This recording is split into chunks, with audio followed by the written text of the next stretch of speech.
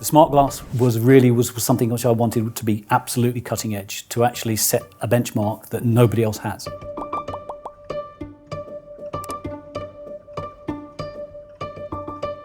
Hi, I'm Brad, one of the directors at Consero. So the Royal School project's quite interesting because the school's currently part of transformation. The ESFA have put a framework in place to help schools change their IT or help them move their IT forward. There's a particular area in the school which is steeped in history, and when Mark Hayward approached the suppliers which are part of the framework, he wasn't impressed with some of the options that they were giving him. And that's when obviously he decided to call Consero. I brought them in initially to have a look at our decrepit IT infrastructure, to do something which I wanted to be innovative, so that as you walk through this heritage facade, I wanted then to have the cutting edge IT technology once you arrived.